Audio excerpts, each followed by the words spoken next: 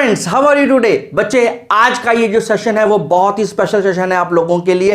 इस particular session के अंदर हम लोग बहुत सारे ऐसे पॉइंट्स को डिस्कस करने वाले हैं जिनको सीखने के बाद आपकी अकाउंटेंसी में होने वाली प्रॉब्लम सॉल्व होने वाली है। अगर आप इस वीडियो को पूरा देख लेते हो, एंड तक देख लेते हो, एक एक सेकेंड को कंसंट्रेशन के साथ देख लेते हो, तो आपको अकाउंटेंसी आसान लगने लगेगा बच्चे। इसके बाद आपको अभी तक अगर कुछ प्रॉब्लम्स आती हैं, शायद तभी आपने इस वीडियो के लिए एंटर किया है। अब अगर आप यहां तक पहुंच गए हो तो बच्चे, ये जो थोड़ा सा वीडियो का टाइम है, ये छोटी सी एक वीडियो है, इस वीडियो को पूरा देखें और बहुत ध्यान से इसको समझें। आपको इस वीडियो को समझने के बाद ज्यादातर इश्यूज का सॉल्यूशन मिल जाएगा और आपको आगे की अकाउंटेंसी का सफर बहुत आसान लगने लगेगा।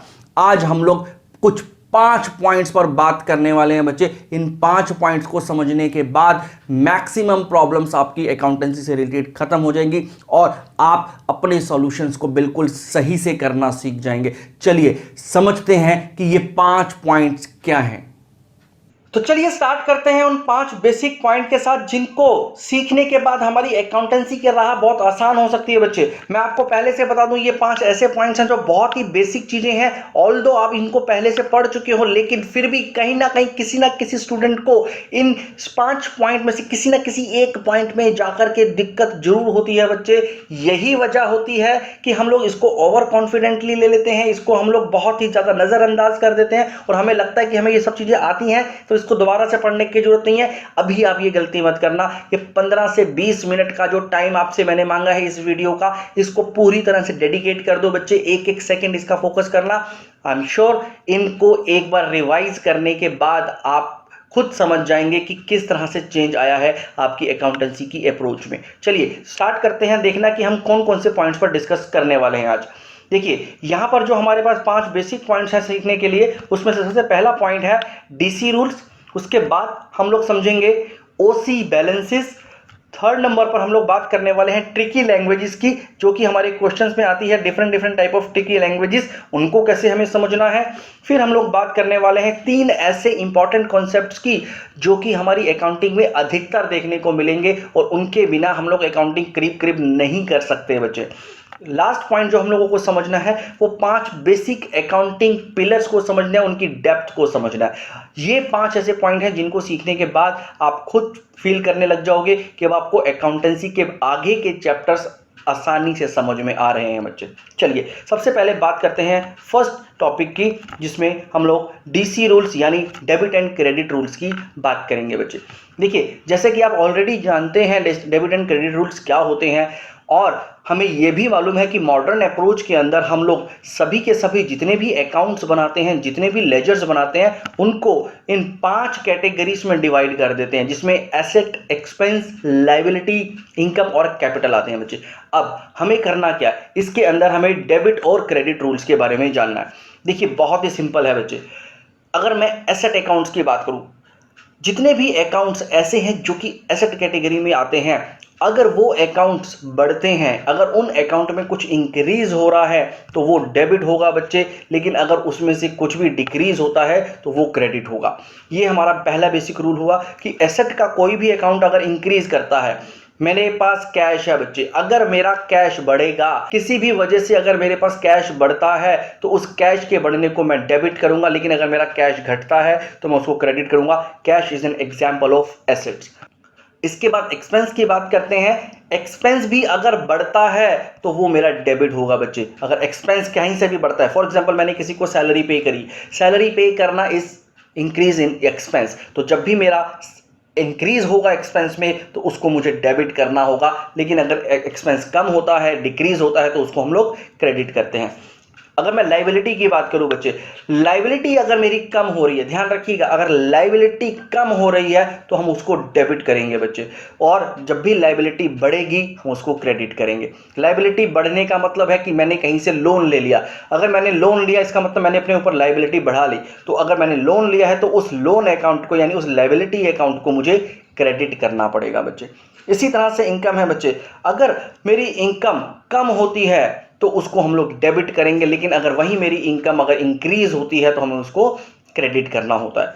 बात करते हैं कैपिटल अकाउंट की। अगर मेरा कैपिटल डिक्रीज करेगा बच्चे, अगर कम होगा तो हम उसको डेबिट करेंगे, लेकिन अगर मेरा कैपिटल बढ़ता है, मान के चलिए मैंने एडिशनल कैपिटल डाला, तो मेरा कैपिटल क्रेडिट होगा बच्चे। तो ये है 5 ऐसे बेसिक रूल्स जिनको समझना बहुत जरूरी है और इनको याद करना भी बहुत इंपॉर्टेंट है। अब आपको इस ग्राफिकल व्यू में इजी हो सकता है याद करना बच्चे, बाकी आप अपनी टेक्निक्स के साथ भी इसको याद कर सकते हैं, लेकिन बहुत जरूरी है कि इसको हम लोग टिप्स पर रखें, इसमें हमें ज़्यादा सोचना ना पड़े। चलिए अगले पॉइंट पर चलते हैं बच्चे। अब सेकंड जो हमारा पॉइंट है वो है ओसी बैलेंस, ओपनिंग या क्लोजिंग बैलेंसेस।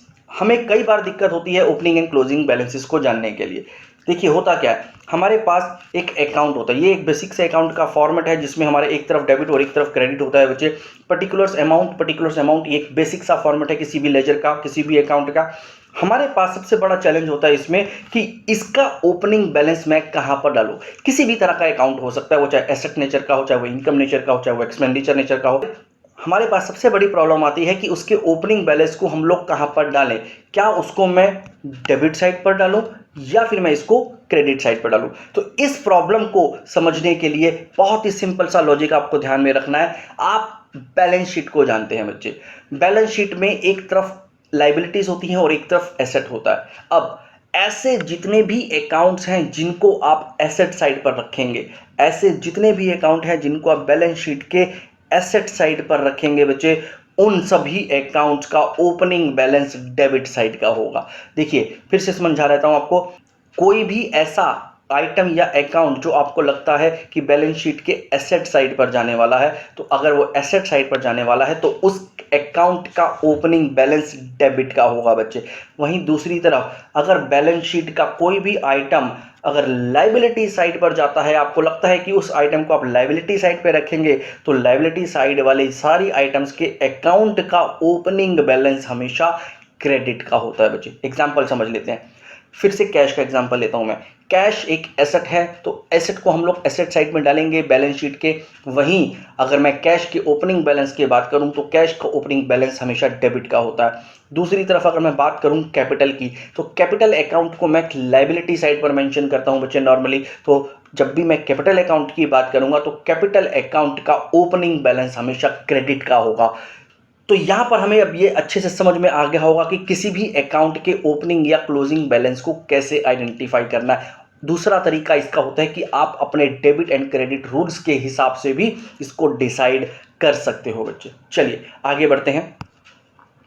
थर्ड पॉइंट जो हम लोगों को यहां पर डिस्कस करना है वो है ट्रिकी लैंग्वेज को कैसे समझा जाए। देखिए हम लोग बहुत सारे डिफरेंट काइंड ऑफ क्वेश्चंस को फेस करेंगे। अब उस क्वेश्चंस की लैंग्वेज कई बार बहुत ट्रिकी होती है, जो कि कहीं ना कहीं बच्चों को कंफ्यूज कर देती है, स्टूडेंट्स को कंफ्यूज कर देती है। आपको कुछ एक ऐसे एग्जाम्पल को समझ लेना है, उनको एक बार ऑब्जर्व कर लेना है, ताकि जब भी उस तरह का कुछ एग्जाम्पल आपके सामने आए तो आप कंफ्यूज ना हो। अभी मैं सभी के सभी एग्जाम्पल्स यहाँ पर नहीं दिखा पाऊंगा बच्चे, आपको मैं 1 या 2 एग्जाम्पल्स दिखाऊंगा, लेकिन उसी तरह के बहुत सारे और भी एग्जाम्पल्स हैं जो मैं आपको दे सकता हूँ। तो आप मुझसे उस ट्रिकी लैंग्वेजेस के और भी एग्जाम्पल्स का एक वीडियो डिमांड कर सकते हैं बच्चे। मैं पूरी कोशिश करूंगा उसको जल्दी से जल्दी आप तक पहुंचाने की, अगर आप लोगों को रिक्वायरमेंट होगी तो चलिए समझते हैं हम लोग यहाँ पर किस तरह से बात करेंगे ट्रिकी लैंग्वेजेस की। कई बार हमारे पास क्वेश्चन में लिखा आता है एज ऑन 31 मार्च, क्योंकि 31 मार्च हमारा ईयर एंडिंग का डेट होता है, तो इसलिए ये डेट मैंने लिया है। ज़्यादातर इस तरह की डेट पर ही हमारे क्वेश्चंस बनते हैं। अगर इस डेट से पहले एज ऑन लिखा हुआ है तो उसका क्या मतलब है बच्चे। एज ऑन का मतलब होता है कि उस दिन तक। अब उस दिन तक का मतलब में सिर्फ उसी साल की बात नहीं हो रही है बच्चे, उस साल तक में आज तक जितना भी अमाउंट हो चुका है। अब ये अमाउंट कुछ भी हो सकता है, चाहे वो किसी चीज का आउटस्टैंडिंग अमाउंट हो, चाहे वो कोई एक्सपेंस हो, चाहे वो कोई इनकम हो, वो कुछ भी अमाउंट हो सकता है। लेकिन कब तक का, उस डेट तक का जो यहां पर ये डेट दे रखी, यानी 31 ऑफ मार्च। तो 31 ऑफ मार्च तक में जितना भी वो अमाउंट एक्यूमुलेट हुआ है, चाहे वो पिछले सालों से होता हुआ आ रहा है, 2-3 साल का एक्यूमुलेट होते होते आज तक इस साल के 31 मार्च तक में जितना अमाउंट इकट्ठा हो गया, यहां पर उस अमाउंट की बात हो रही है। वहीं पर दूसरी तरफ अगर मैं देखूं तो यहां पर एक और कीवर्ड आपके सामने आ रहा है, फॉर द ईयर एंडेड। अब 31 मार्च से पहले लिखा हुआ है फॉर द ईयर एंडेड। यहां पर इसमें एक डिफरेंट है अप्रोच समझने की। फॉर द ईयर एंडेड का मतलब है बच्चे, ये जो अमाउंट आपको देना चाह रहा है या जिस अमाउंट की ये बात कर रहा है वो अमाउंट सिर्फ और सिर्फ इसी करंट ईयर से बिलोंग करता है। इस अमाउंट में किसी भी पुराने अमाउंट का कोई भी लेना देना नहीं है, यानी किसी भी पिछले साल के अमाउंट को इसमें इंक्लूड नहीं करेंगे। यहां पर मेरे पास सिर्फ और सिर्फ करंट ईयर के अमाउंट को बता रहा है, जबकि पहले वाले एग्जांपल में जहां पर एज ऑन लिखा है वहां पर सभी तरह के अमाउंट्स को जो पिछले साल के आउटस्टैंडिंग भी रहे होंगे या इनकम भी रही होंगी उन सबको एक्यूमुलेट करके ये जो अमाउंट आया वो एज ऑन वाला होगा। और फॉर द ईयर एंडेड का मतलब है सिर्फ और सिर्फ करंट ईयर का अमाउंट। तो ये था एक तरह का लैंग्वेज जो कि शायद कई बार स्टूडेंट्स को कंफ्यूज कर सकता है। एक और छोटा सा एग्जांपल देखते हैं। कई बार हमारे को परसेंटेज निकालने के लिए आता है कि किसी चीज का इंटरेस्ट निकालिए। चलो इंटरेस्ट के एग्जांपल से हम इसको समझेंगे कि 10% का इंटरेस्ट मुझे निकालना है। अब यहां पर अगर ये 10% का इंटरेस्ट इस तरह से आता है क्वेश्चन, तो आपको कंफ्यूजन नहीं होना चाहिए। देखिए किस तरह से कंफ्यूजन के चांसेस बनते हैं। 10% का यहां पर मेरे पास आया इंटरेस्ट, एक तरफ दूसरी तरफ आता है क्वेश्चन में 10% पर एनम। देखिए यहां पर इस तरह की लैंग्वेज आ सकती है। यहां पर ये बहुत बड़ा डिफरेंस है बच्चे इन दोनों में। स्टूडेंट्स इस चीज को इग्नोर कर देते हैं। कई बार स्टूडेंट्स को पता नहीं चलता कि इसमें कुछ डिफरेंस है या नहीं, वो पर एनम को इग्नोर कर देते हैं, जिसकी वजह से उनके क्वेश्चंस गलत हो जाते हैं बच्चे। तो बहुत ध्यान से समझना है, दोनों में बहुत मेजर डिफरेंस है। चलिए इसको एक एग्जाम्पल के साथ समझते हैं। अगर मैं बात करूं कि मैंने 1000 रुपीज को इन्वेस्ट किया है 6 मंथ्स के लिए, किस रेट पर? जो रेट ऊपर लिखा है, यानी 10% या 10% पर एनम के केस में देखेंगे हम इसको। अगर मैंने यहां पर 1000 रुपए का इन्वेस्टमेंट 6 महीने के लिए किया है तो डेफिनेट सी बात है मुझे वहां पर कहीं ना कहीं इंटरेस्ट जरूर मिलेगा बच्चे। जब मैंने इंटरेस्ट के लिए ही इसको इन्वेस्ट किया तो मुझे इंटरेस्ट मिलेगा। तो अब देखें दोनों तरह के केसेस में किस तरह से मुझे इंटरेस्ट मिलेगा। अगर मैं पहले बात करूं 10% के केस में, जहां पर मेरे पास क्वेश्चन में सिर्फ और सिर्फ 10% लिखा हुआ है, तो उस केस में हमारी कैलकुलेशन देखें कैसी होगी। इस केस में हमारी जो कैलकुलेशन होगी वो 1000 इंटू 10/100 के हिसाब से हम लोग 100 रुपीज की वैल्यू निकालेंगे। यहां पर मैंने क्या किया, 10% को फ्लैट चार्ज किया बच्चे। चाहे वो इन्वेस्टमेंट मेरी सिर्फ 6 मंथ्स की थी, लेकिन क्योंकि क्वेश्चन ने मुझे सिर्फ 10% लिख करके दिया था, तो उसका मतलब है कि आपको यहां पर फ्लैट 10% को चार्ज कर लेना है, चाहे पीरियड कुछ भी हो, चाहे मैंने उसको साल में 1 महीने के लिए इन्वेस्ट किया हो या पूरे साल के लिए इन्वेस्ट किया हो, मुझे इंटरेस्ट पूरे 10% ही मिलेगा। जबकि दूसरा केस अगर हम देखें तो दूसरे केस में 10% पर एनम की लैंग्वेज लिखी हुई है। तो जब PA यानी पर एनम लिखा हुआ होगा तो उस केस में हमारी जो कैलकुलेशन होगी वो कुछ इस तरह से फॉर्मूले से होगी, जहां पर 1000 रुपीज को आप 10% निकालेंगे, लेकिन उससे आगे आप उस पीरियड के हिसाब से इसको डिवाइड करेंगे। यानी अगर आपने 6 मंथ्स के लिए इन्वेस्टमेंट किया था तो आपको 6/12 करके इसका आंसर निकालना पड़ेगा, जो कि आंसर 50 रुपीज आएगा। तो देखिए किस तरह से डिफरेंस आ रहा है। सिर्फ छोटा सा एक पर एनम लिखने से मेरे वैल्यू कितना ज़्यादा मेजर चेंज आ गया। तो ये एक ऐसी लैंग्वेज है जो कि ज़्यादातर स्टूडेंट्स को कंफ्यूज करती है और बच्चों को यहाँ पर पता नहीं होता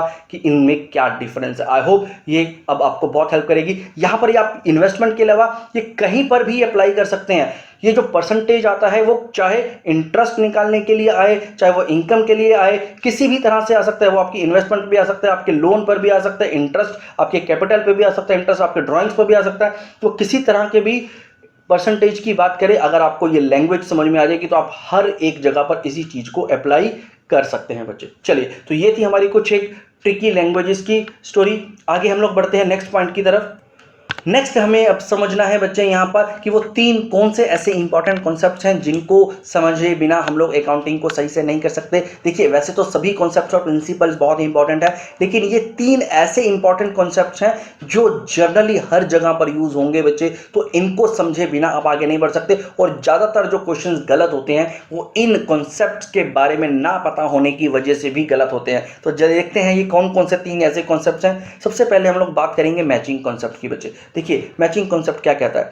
according to the matching principle, expenses incurred in business must be charge to the income statement in the same accounting period in which the related revenue is earned। क्या मतलब हुआ बच्चे इसका?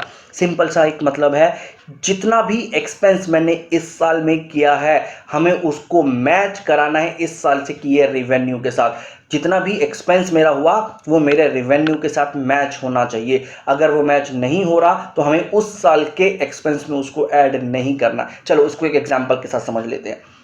फॉर एग्जाम्पल मैंने 1 लाख रुपीज़ का stock खरीदा बच्चे। 1 lakh rupees के जब मैंने स्टॉक को परचेज किया पूरे साल में, उस स्टॉक को जब मैं सेल करने लगा तो एंड ऑफ द ईयर तक मेरे पास 30,000 रुपीज़ का स्टॉक अभी भी बच गया। यानी पूरे साल में मैंने उस 1 लाख रुपए में से 70,000 रुपीज़ का ही स्टॉक सेल किया।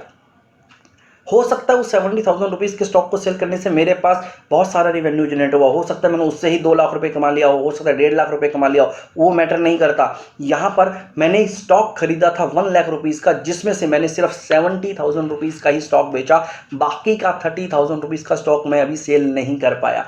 तो ये जो 30,000 रुपीज़ का स्टॉक मेरे पास अनसोल्ड बच गया वो मेरे इस साल के एक्सपेंस में नहीं गिना जाएगा बच्चे, क्योंकि आपने उस 30,000 रुपीज़ के स्टॉक पर कुछ भी रिवेन्यू जनरेट नहीं किया है। तो आपको इस 30,000 रुपीज़ को इस साल के एक्सपेंसेस में कंसीडर नहीं करना। यही होता है हमारा मैचिंग कॉन्सेप्ट। अगले कॉन्सेप्ट की तरफ बढ़ते हैं जो कि बहुत ही इंपॉर्टेंट कॉन्सेप्ट है, ड्यूअल एस्पेक्ट। बहुत आसान सा कॉन्सेप्ट है, आप अच्छे से जानते हैं कि किसी भी ट्रांजैक्शन को हमें जब भी करना है बिजनेस में उसको ड्यूअल इफेक्ट देना है बच्चे। देखिए क्या कहती है definition. Dual aspect concept says that every transaction in business has dual effect, means there are two aspects of any transaction. One is action of the transaction and other is the reason of the transaction। देखिए यहाँ पर action और reason की बात की है।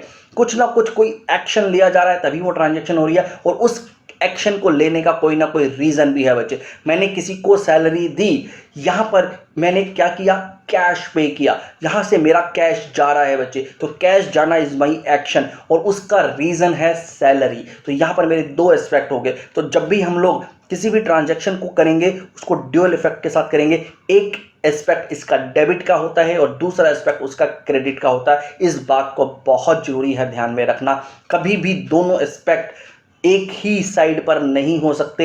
एक aspect debit का होगा और एक एस्पेक्ट क्रेडिट का होगा बच्चे। चलिए ड्यूअल एस्पेक्ट के बाद एक तीसरा और इंपॉर्टेंट कॉन्सेप्ट समझते हैं जो कि बहुत ही ज्यादा इंपॉर्टेंट है, एक्रूवल कॉन्सेप्ट। देखिए एक्रूवल कॉन्सेप्ट क्या कहता है। एक्रूवल कॉन्सेप्ट के हिसाब से accrual concept implies that revenue is recognised in the period in which is earned irrespective of the fact whether it is received or not। क्या मतलब है इसका? देखिए हमें यहां पर यह समझना है कि जितना भी आपने इस साल मेहनत किया है उस मेहनत में जितना भी आपको पैसा आना चाहिए, जितना भी आपका इनकम होना चाहिए, आप पूरे के पूरे इनकम को यहां पर इंक्लूड करेंगे, चाहे उसका पैसा अभी आपको मिला है या नहीं मिला। देखिए आपने वो काम कर दिया है, आपकी इनकम हो गई है। अब उस इनकम के अगेंस्ट में अगर आपको अभी पैसे नहीं भी मिले हैं तो कोई फर्क नहीं पड़ता, आपको उसे इसी साल की इनकम में ट्रीट करना है। इसी तरह से हमारे एक्सपेंसेस भी होते हैं। अगर आपने इस साल में कोई एक्सपेंस कर दिया है लेकिन उस एक्सपेंस को करने के बाद अभी तक आपने उसकी पेमेंट नहीं करी है तो भी आपको उस एक्सपेंस को इस साल में कंसीडर करना है बच्चे। उसको इग्नोर नहीं कर सकते, चाहे उसकी पेमेंट आप अगले साल करें, लेकिन उसे आज इस साल में आप एक्सपेंस के रूप में कंसीडर करेंगे। तो ये था बच्चे हमारा एक्रूवल कॉन्सेप्ट। अब इन तीनों को बहुत ध्यान से एक बार समझ लीजिए बच्चे। तीनों को समझने के बाद आपकी बहुत सारी ऐसी प्रॉब्लम्स हैं जो कि सॉल्व हो जाएंगी। कई बार हमें होता है कुछ कॉन्सेप्ट समझ नहीं आता आगे के चैप्टर्स में, लेकिन अगर आपको ये बेसिक कॉन्सेप्ट आते होंगे तो उन कॉन्सेप्ट को समझने में भी ये सभी कॉन्सेप्ट आपको हेल्प करेंगे। चलिए आगे बढ़ते हैं। नेक्स्ट पॉइंट पर हम लोग जो डिस्कशन करने वाले वो है हमारे 5 पिलर्स। ये बहुत ही इंपॉर्टेंट कॉन्सेप्ट है बच्चे। ऑल्दो आप इन 5 पिलर से बहुत ही अच्छे से अवेयर हो, लेकिन इन 5 पिलर्स को जानना ही सिर्फ सफिशिएंट नहीं है बच्चे। एसेट, एक्सपेंस, लायबिलिटी, इनकम और कैपिटल। आई नो आपको इसकी डेफिनेशंस पता है, आपको इनके एग्जाम्पल्स पता है, लेकिन सिर्फ डेफिनेशंस और एग्जाम्पल्स के पता होने से ही बात नहीं बनेगी, हमें इसकी इन डेप्थ नॉलेज लेनी पड़ेगी बच्चे। अगर आप इनको डेप्थ में जाकर के समझ पाओगे तभी आप इन पर मास्टरी कर पाओगे, और इन पर अगर एक बार आपकी मास्टरी हो जाती है तो आप बहुत आसानी से अपने सारे के सारे क्वेश्चंस के जवाब ढूंढ लोगे। और अगर आपको इसकी इन डेप्थ नॉलेज चाहिए तो बच्चे मैं ऑलरेडी इसके ऊपर एक वीडियो बना चुका हूं, यह आई बटन में मैंने इसका लिंक दे दिया है। आप चाहो एक बार उस वीडियो को जरूर देखो बच्चे, और उस वीडियो को देखने के बाद आपको एसेट, एक्सपेंस, लायबिलिटी, इनकम और कैपिटल की इन डेप्थ नॉलेज हो जाएगी। आपको पता चल जाएगा कि क्यों ऐसा होता है, क्यों इन्हें 5 पिलर्स बोला जाता है। तो स्टूडेंट्स, आई होप आप लोगों को ये पांचों पॉइंट अच्छे से समझ में आ गए होंगे। अब इन पांचों पॉइंट से रिलेटेड अगर आपको कोई भी किसी तरह का डाउट रह गया है तो झिझकना मत बच्चे, आप जल्दी से कमेंट बॉक्स में उस क्वेश्चन को डाल दो जो आपके माइंड में अभी रह गया है, जिसका आंसर आपको अभी नहीं मिला है। उस आंसर को देने के लिए मैं आपको कमेंट बॉक्स में भी रिप्लाई कर सकता हूं, और अगर जरूरत पड़ेगी तो आपको लाइव सेशन आकर के बच्चे आपकी प्रॉब्लम्स को सॉल्व कर सकता हूं। जी हां, बिल्कुल लाइव सेशन हम लोग आपके साथ करेंगे बच्चे, और इन पॉइंट्स में जहां जहां पर आपके डाउट्स हैं उससे रिलेटेड डिस्कशंस कर सकते हैं। बस आपको करना क्या है, जल्दी से इस वीडियो को लाइक कर दें और इस चैनल को सब्सक्राइब कर दें। Thank you very much.